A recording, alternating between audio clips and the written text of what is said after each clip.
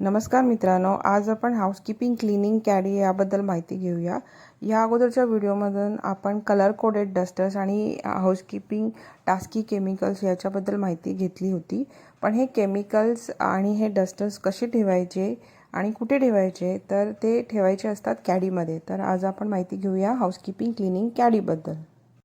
तर हे पिक्चर जे तुम्हाला दिसत आहे ते आहे क्लीनिंग कॅडी, जे हाऊसकीपिंगमध्ये पब्लिक एरिया आणि फ्लोर्स दोन्हीकडे वापरली जाते।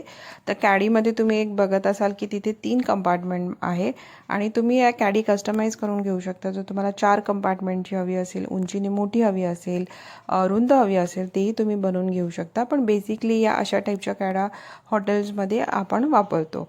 तर ह्या कॅडीचे जे प्रोव्हायडर आहेत, जे वेंडर्स आहेत, ते खूप सारे आहेत। लोकल मार्केटमध्ये तुम्हाला सहज अवेलेबल होतं। तर जशी तुम्हाला कॅडी हवी आहे त्याचे पिक्चर्स आणि सायझेस तुम्ही तुमच्या परचेस मॅनेजरला देऊ शकता। जेव्हा तुम्हाला कॅडीची रिक्वायरमेंट असते, तुमचे परचेस मॅनेजर मार्केटमध्ये व्यवस्थित सर्च करून कोटेशन घेऊन पूर्ण रेट सर्च करून तुम्हाला योग्य प्रकारची हाऊसकीपिंग कॅडी उपलब्ध करून देतील। तर कॅडी ह्या वेगवेगळ्या कलरमध्ये उपलब्ध असतात। पिवळी आहे, निळी आहे, ग्रे आहे, काळ्या कलरची आहे। जी तुम्हाला सुटेबल असेल, तुमच्या हाऊसकीपिंग मेड्स कार्टला, चेंबर्स कार्टला जी शोभून दिसेल, जी तुमच्या डेकोरला मॅच होईल, त्या प्रकारची, त्या कलरची कॅडी तुम्ही जरूर विकत घ्यावी। तर हाऊसकीपिंगमध्ये फ्लोअर्स असतात, ज्या फ्लोअर्सवर रूम अटेंडंट आपले काम करत असतात त्यांना अलॉटेड रूम्स असतात। 15 to 80 रूमचं क्रेडिट नॉर्मली प्रत्येक रूम अटेंडंटला मिळतं। तर त्याची स्वतःची एक मेड्स कार्ट असते। मेड्स कार्टचाही व्हिडिओ आपल्या चॅनलवर उपलब्ध आहे, तो तुम्ही जरूर बघावा।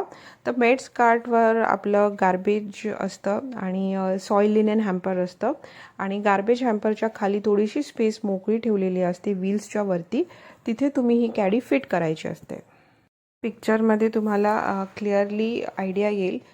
राईट हँड साईडला जी छोटीशी ट्रॉली आहे ती गार्बेजची आहे, सॉईल गार्बेज जे असेल ते टाकायचं, आणि लेफ्टला जी हॅम्पर आहे ते सॉईल लिनेनचा हॅम्पर आहे, आणि ज्या गार्बेजच्या बिनच्या खाली आहे ती छोटीशी स्पेस आहे, ती तुमच्या कॅडीसाठी आहे।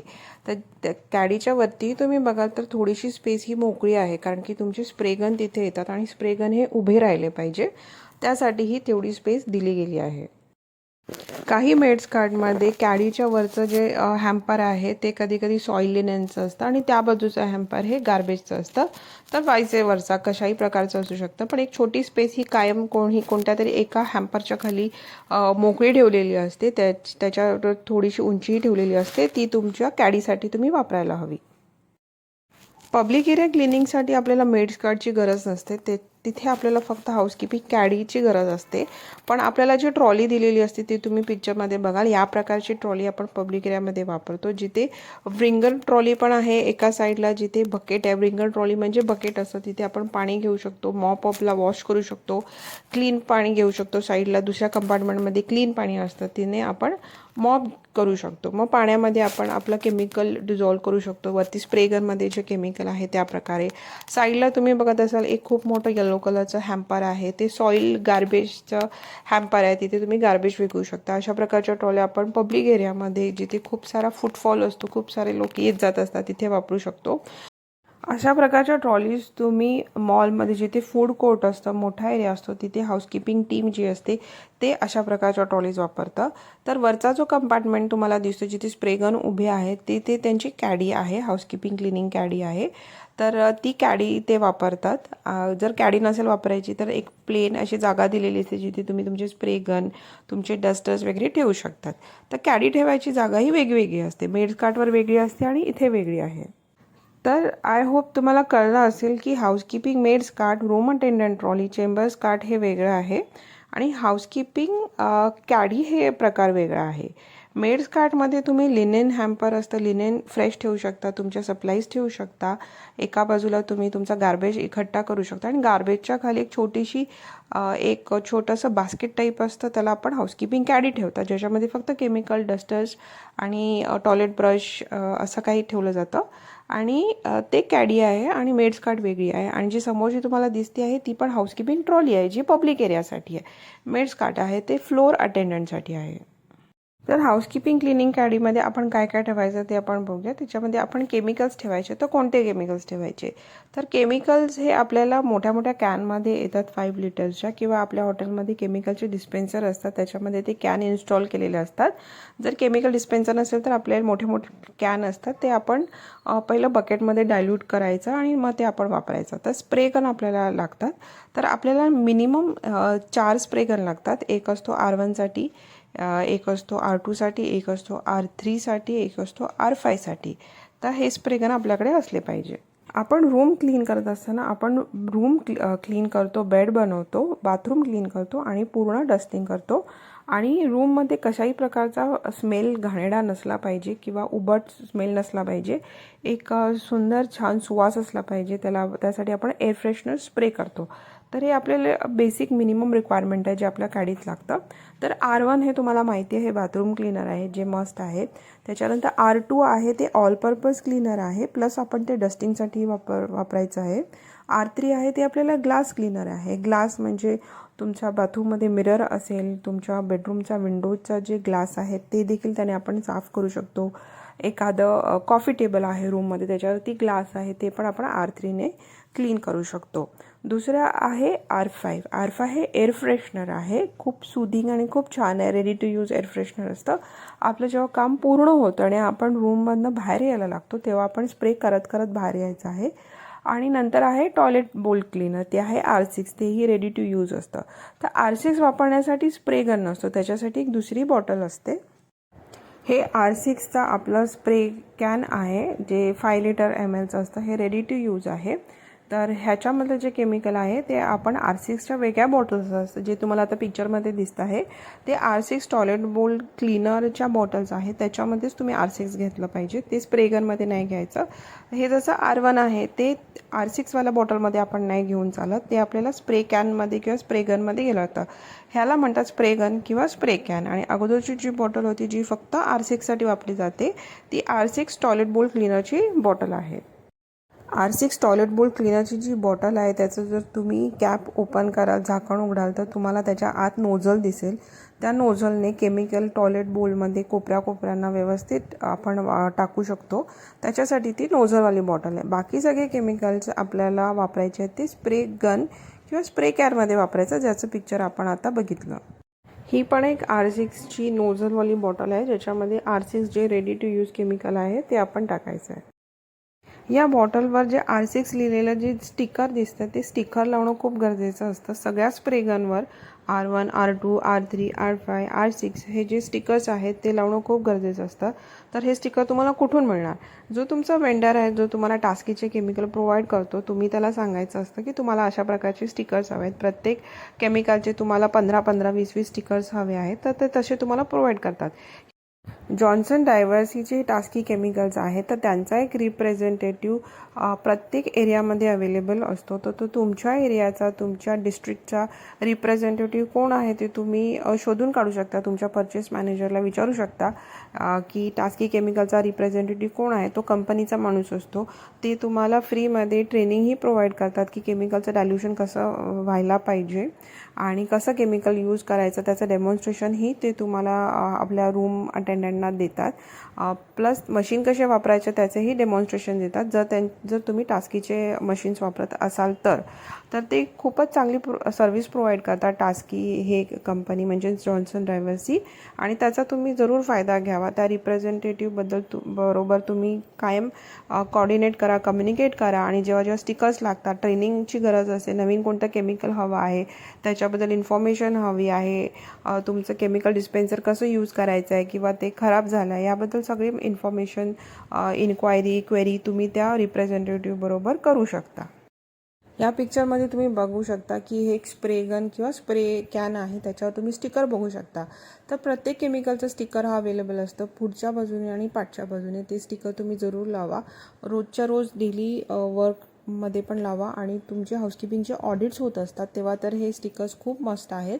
ऑडिटमध्ये जर स्टिकर नसतील, तुम्ही जर नेमिंग नसेल केलं केमिकल्सचं, तर तुमचे मार्क्स कट होऊ शकतात. तर हा खूप महत्त्वाचा मुद्दा आहे की तुम्ही तुमच्या सगळ्या केमिकल्सला स्टिकर्स लावले पाहिजे, त्यांचं नेमिंग व्हायला पाहिजे.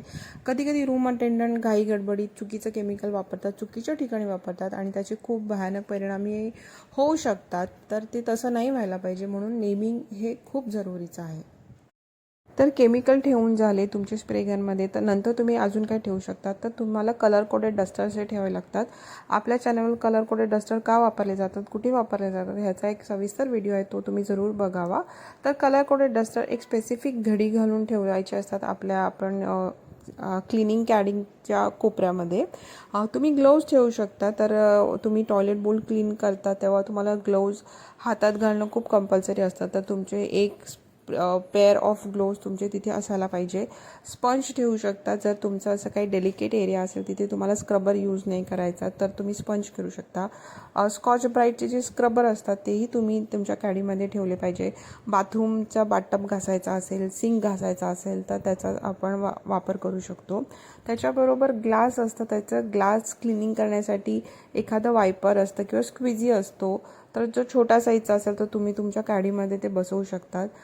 टॉयलेट बोल क्लीन करण्यासाठी एक वेगळा ब्रश असतो, टॉयलेट बोल क्लीनर असतो.